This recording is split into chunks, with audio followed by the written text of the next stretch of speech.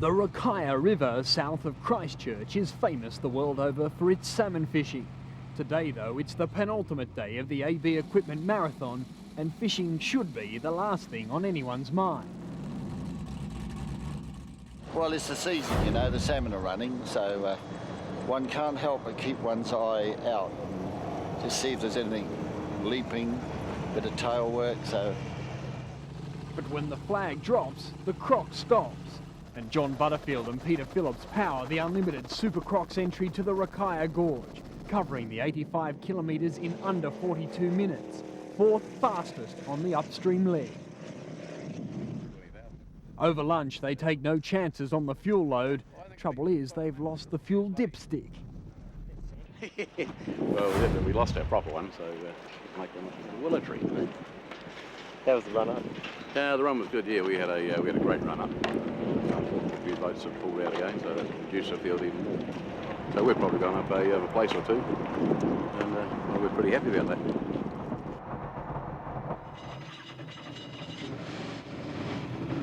The Rakaia is like a second home to Christchurch's John Watson, demonstrating his skill taking shortcuts in southern stinger the others couldn't or wouldn't take. Even a misfiring engine hardly slows him down, eventually crossing the line with the second fastest time of the morning. We didn't realise until we got to the top really that one of our ignition leads had completely fried on the headers.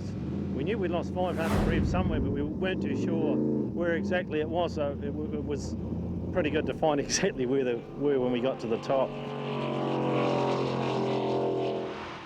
But it's Stuart Cridge in the bigger unlimited entry, Independent Fisheries, who sets fastest time. In a shade over 40 minutes, he covers the distance from the Rakaia Lagoon to the gorge, throwing caution to the rising wind. The scent of the marathon end was in the air and Cridge was making his run.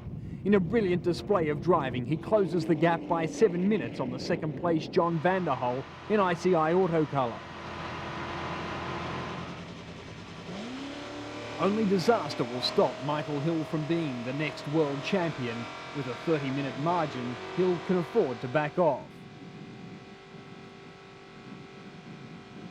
But little does his opposition know about Hill's own worries as he sets out on the morning run. Well, we did an engine strip down in Blenheim and everything was clean. We ran the wire, and after the wire we took the oil filter off and it was chocker full of aluminium. We thought at that stage our race was over. We started a strip down of the engine. We had all the top gear off it, the front gear off it, rolled over and took the sump off it and found a section of the windage tray had broken off and had been rubbing against the crank, the aluminium windage tray, and fortunately for us the oil filter had done its job and it had picked everything up and there was no damage to anywhere in the motor. But it's pretty tough sort of late at night when you find those sort of things. But we went right through the engine again to check and it's hung together well. But things aren't hanging together for Jason Scott. In fact, things are decidedly hanging loose, high and dry on a shingle bank. I was coming up there at full noise and the jet unit bearing C smashed the drive shaft a bit in the rugby bank, about 80 miles an hour. About 5th or 6th overall. We knew it was coming yesterday though. Did you? We've been putting it off and off. And Spencer King's flame goes out again, or is he just taking an early lunch stop? No, I didn't stop for the barbecue. Cracked another piston. We think we're not running good enough fuel for the little engine. We cracked the piston on the Manawatu 2. We fixed it, and we were pushing hard here to try and win our class. She's done. News of fellow North American Jeff Laird is scant. He supposedly got a cracked block and unable to compete. Didn't start today? It's kind of a shame too. Michael Hill leads the downstream charge in Mobile but is playing it safe midstream after the previous night's engine problems and isn't going to be intimidated by a hard-charging John Watson. John was after winning the race today. He's not in our class, so we don't have a problem with it. I did notice there near the end there was a little bit of temptation perhaps to get in and follow him, or there were a couple of spots there where you were getting a little bit tight. Yeah, there's always a temptation, but you know, reality prevails and just let him go. You know, Mike is obviously not racing at full speed. He's thinking about the title now, and he's trying to conserve everything, and all he's trying to do is just have nice clean runs to get up and down, because I think he must be about 30 minutes clear of the next boat now. Watson, at home in the skinny water, does spend some time polishing the bottom of Southern Stinger on the stones in the shallows. It was just one of those streams we got into, and it was just a matter of survival. We just had to forget about racing there for 2 or 3 minutes and make sure we got out into the main stream, which we eventually did, and luckily we didn't scar the boat too much.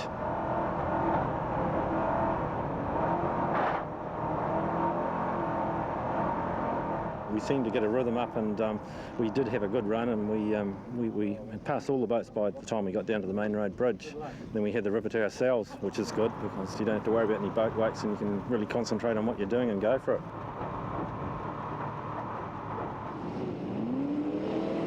Fortunately for Stuart Cridge, he doesn't take the same track.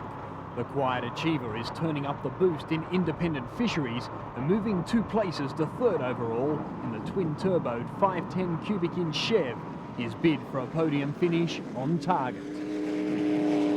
John said, I was talking to him afterwards, and he said he was fighting for survival over there, because we knew we had to stop pretty close to the island on the way home, try to find our track home, and we dropped right into our trail all the way home, so we had a pretty good run down through there. John Butterfield and Peter Phillips moved from 10th to 7th overall after some faultless driving, proving the Super Crocks are far from spent. Second fastest to Watson on the downstream leg.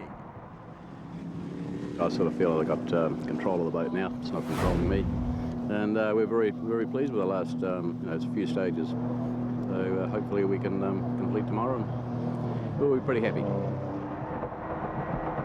The boat's going superbly, John's going good, and on Saturday night he's allowed to have a beer, which is quite nice, because he hasn't had one for a few days, and I'm still telling lies about it.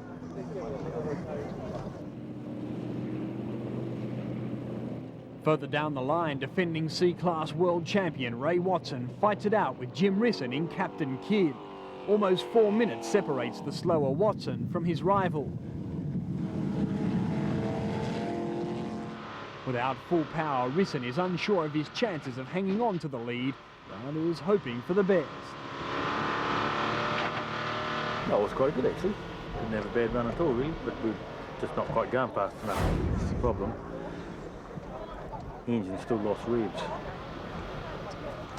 We had an MSD distributor in here, and we're hoping that that's the problem now.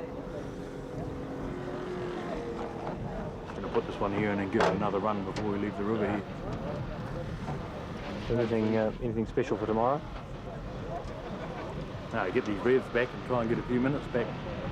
Oh, it'll be quite interesting tomorrow, I think, because Ray Watson in our class, I would say, would be just about on the same times now. So if we can get this thing humming again, it'll be interesting racing.